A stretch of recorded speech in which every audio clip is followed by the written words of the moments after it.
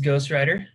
Hi, hi, I'm Brian, and I am the creative director. Oh, I am the director of creative licensing at Ghostwriter. I'm like, what's my role at Ghostwriter Music? Yeah.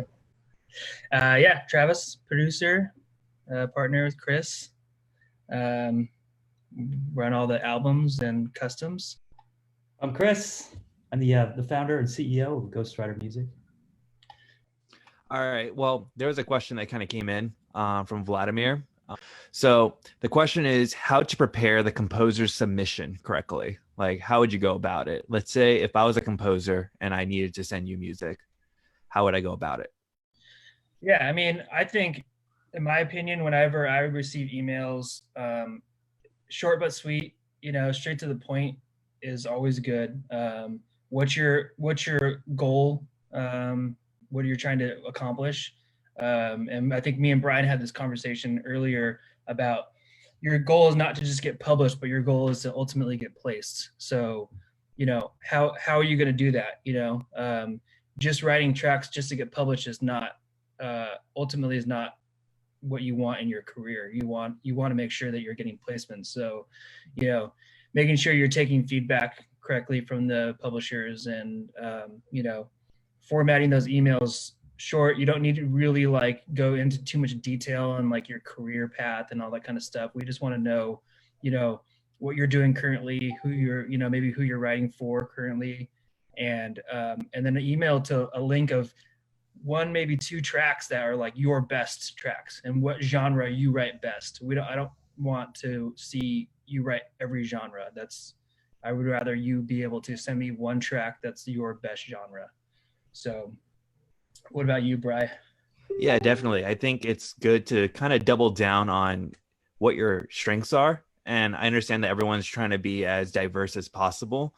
I think some of the success that we've found are albums that kind of lean into your strengths that I feel like that's what they're good at and that's what they're going to do. And I feel like if you write great drum tracks, that's always going to find a place. But I feel like a lot of the times you see some composers that kind of just send you, oh, here this world music, here's this horror track, here's this, epic orchestral fantasy stuff that might be in line with Disney. I feel like a lot of the times if your chops aren't necessarily there, at least for that, and you're just trying to kind of prove a point, it just kind of comes across like you're faking it. So Yeah, we get so many submissions too that if I listen to your first track and it's not your best track, I might just skip right past you. exactly. So, Yeah. um, Another point to add also is when sending the submissions, I would try to limit or at least try not to attach any music that's a custom that you've done for someone else. That's kind of just tagged there. Um, I feel like that's a big no. Like I wouldn't want you personally. I wouldn't want any of our composers to send a custom that we've been working on them with, and it has the movie attached to it, and then you're sending it to a different company. yeah, So try to refrain from that. typically, if you're writing customs, there's a big policy on like no sharing information across to anybody else. I mean, so yeah, for sure. No, definitely don't send customs that you're working on. My thing with sending, I personally like it if there's a link that I'm able to download, stream and download, so like a Dropbox link of the music. So if I listen to it and I feel like, oh, maybe it's good, but I know the compression seems kind of weird, I can still download it and listen to it. But you know, We get a ton of submissions and it's hard to listen to them all. So, I mean, getting to the point and being concise is really important, I think. you know, once you send it out, let it sit there.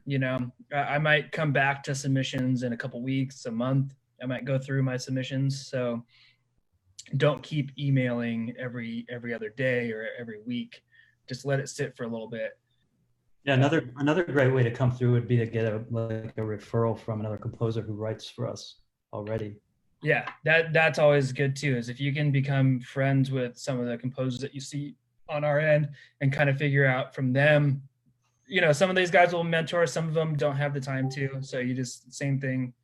You got to just be patient. But if you do become mentored by another writer, uh, listen to them and really listen to what they have to say, because these guys, there's a lot of really professional guys out there that know what they're talking about. Yeah. And that's the thing too, is like, when somebody sends me a track and I give them notes, you know, they could take it or leave it, but don't send me back another track without really considering those notes and taking the time to write the track. Because otherwise it just shows that you're, you know, they don't really care as much, you know, and, you know, especially with a lot of our writers, we use them for customs too. So my album writers are my custom writers and so on and so forth.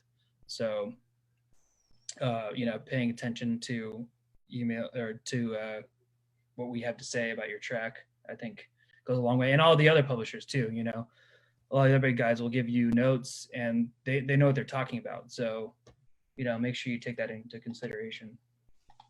Yeah, I'm coming from the standpoint where I used to try to write for production libraries and stuff. And I know it's super easy just to be like, okay, well, they had a lot of notes on this one, but maybe someone else might not have as many notes. So instead of trying to hone in on one track and try to get this right so that I can send it to them to potentially get placed, I'm taking it to someone else that might just sit there. So I think that as long as you have your goals kind of in order, I think that it's best for you. Yeah, set your goals and figure out what they're going to be. And that's, I feel how Brian really came to fruition of getting to be where he's at, is that he set his goals and he went straight for that one goal. He didn't get sidetracked. He didn't, you know, go do this and that. He just went for that one goal. And that's how, you know, I feel like it works out in this industry is, you know, you really got to just hone in on that one thing. And then once you kind of get your feet wet and you're getting placements and stuff, then that's when you can kind of try to vary out and maybe do different genres or, you know, work with different publishers. But I really think you should try and hone in on something and you know what you want to do from the beginning. So